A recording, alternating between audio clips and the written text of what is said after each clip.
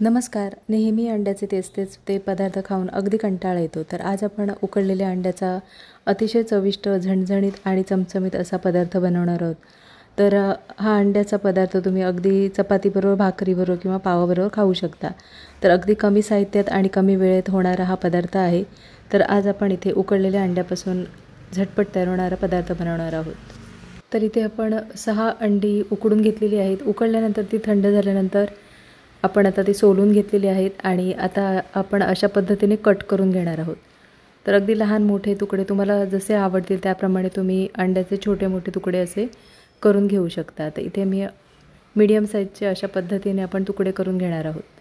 तर अंड्यामधील जे बलक असतं ते आपण वेगळं करून घेतलेलं आहे. तुम्हाला जर बलक आवडत नसेल तर बलकचा वापर नाही केला तरीसुद्धा चालेल. तर अशा पद्धतीने आपण अंड्याचे छोटे मोठे असे तुकडे करून घेणार आहोत.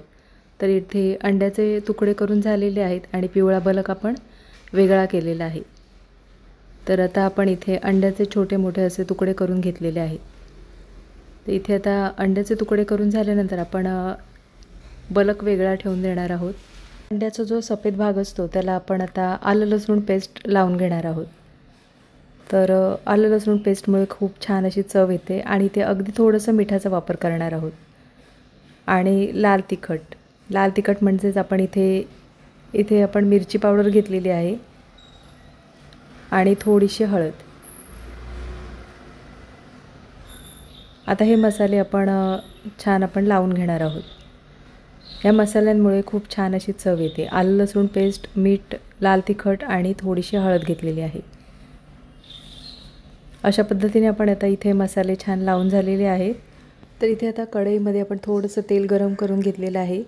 तेल गरम झाल्यानंतर अगदी गॅसची फ्लेम स्लो ठेवायची आहे आणि स्लो गॅसवरच आपल्याला अंड्याचा सफेद भाग आहे तो अशा पद्धतीने आपण परतवून घेणार आहोत. तर अगदी 1 मिनिटभर आपण अशा पद्धतीने आपण परतवून घेणार आहोत.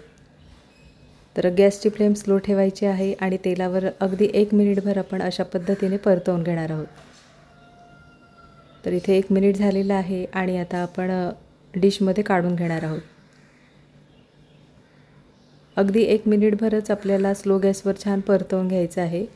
तर इथे आता 1 मिनिट झाल्यानंतर आपण इथे डिशमध्ये काढून झालेलं आहे आणि आता त्याच कढईमध्ये आपण फोडणीपुरते तेल गरम करून घेणार आहोत. तेल छान गरम झाले की त्यामध्ये आपण 2 बारीक चिरलेले कांदे, तर इथे आपण 6 अंडी घेतलेली आहेत त्याच्यामुळे आपण इथे 2 मोठे कांदे घेतलेले आहेत.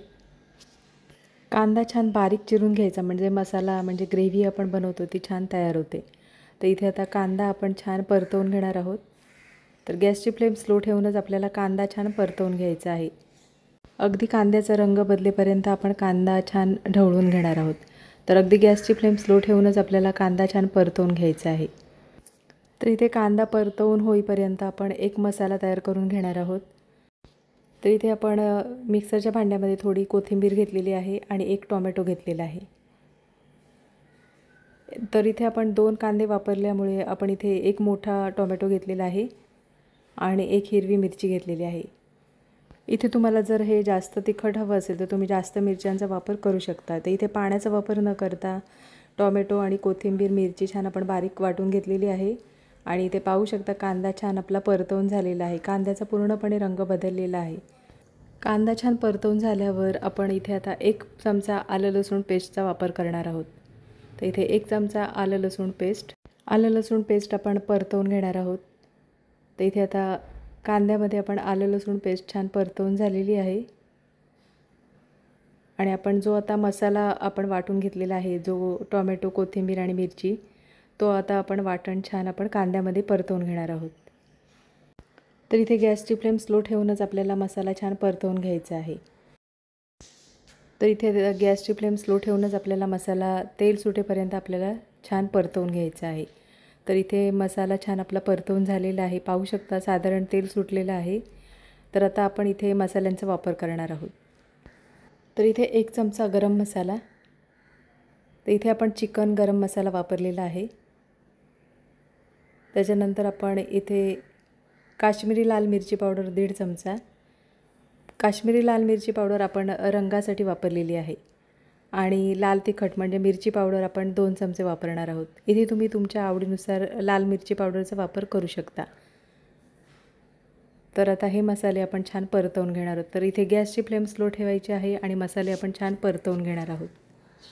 तर इथे आपण मसाल्यांसाठी जो चमचा वापरलेला आहे तो छोटा आहे, त्याच्यामुळे मी अगदी 2 चमच्यांचा वापर केलेला आहे. इथे तुम्ही तुमच्या आवडीनुसार लाल तिखटाचा वापर करू शकता. तर इथे आता मसाला आपण छान परतवून झाल्यानंतर आपण थोडंसं पाण्याचा वापर केलेला आहे. ज्या भांड्यामध्ये आपण टोमॅटो वाटून घेतलेला त्याच भांड्यामध्ये आपण थोडंसं पाणी घेऊन मिक्सरचं भांडं धुवून घेतलेलं आहे. चवीनुसार मीठ टाकल्यानंतर आपण एकदा मसाला छान आपण ढवळून घेणार आहोत.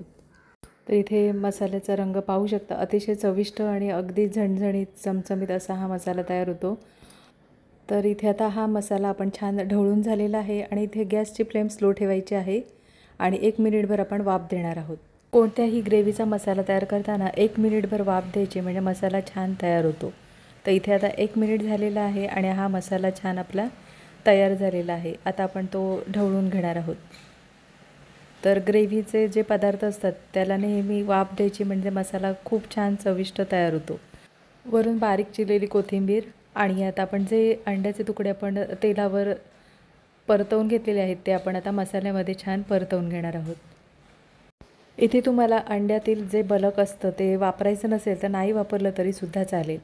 तर इथे मी अंड्याचं बलक ह्या मसाल्यामध्ये आपण परतवून घेणार आहोत. तर काहींना हे अंड्याचं बलक आवडत नाही वापरलं तरीसुद्धा चालेल. तर इथे आता आपण अंड्याचे तुकडे अशा पद्धतीने आपण मसाल्यामध्ये छान परतवून घेणार आहोत. तर इथे आपण थोडंसं ग्रेव्ही थोडीशी घट्ट वाटत आहे म्हणून आपण थोडंसं पाण्याचा वापर करणार आहोत. तर ज्या डिशमध्ये आपण अंड्याचे तुकडे काढलेले त्याच डिशमध्ये आपण ती डिश आपण स्वच्छ धुवून घेणार आहोत. तर इथे आपण अगदी थोडंसं पाण्याचा वापर केलेला आहे आणि आता आपण मसाला छान ढवळून घेणार आहोत. तर इथे गॅसची फ्लेम स्लो ठेवायची आहे आणि मसाला आपण छान ढवळून घेणार आहोत. तर हा मसाला म्हणजेच हा अंडा मसाला तुम्ही अगदी चपातीबरोबर, पावाबरोबर, ब्रेडबरोबर किंवा अगदी भाताबरोबरसुद्धा खाऊ शकता. अतिशय चविष्ट असा हा मसाला तयार होतो. नक्की रेसिपी बनवून बघा. इथे आवडत असल्यास वरून बारीक चिरलेली कोथिंबीरीचा वापर करायचा आहे आणि झाकण ठेवून 1 मिनिटभर आपण वाफ देणार आहोत. तर इथे 1 मिनिट झालेला आहे आणि झाकण काढून घेणार आहोत. तर इथे अंडा मसाला तयार झालेला आहे, तो एका डिशमध्ये काढून घेणार आहोत. तर हा अंडा मसाला कशाबरोबर खायचा हा असा प्रश्नच पडणार नाही, कारण हा अंडा मसाला तुम्ही चपातीबरोबर, भाकरीबरोबर, भाताबरोबर, अगदी ब्रेडबरोबर किंवा पावाबरोबरसुद्धा खाऊ शकता. अतिशय चविष्ट असा हा अंडा मसाला तयार होतो. तर नक्कीच रेसिपी बनवून बघा आणि कमेंटमध्ये मला नक्कीच सांगा. आजची रेसिपी आवडली असेल आणि चॅनलवर नवीन असलं तर चॅनलला सबस्क्राईब करा आणि व्हिडिओ आवडला असेल तर लाईक शेअर करा. पुन्हा भेटू अशाच चमचमीत नवीन रेसिपीमध्ये.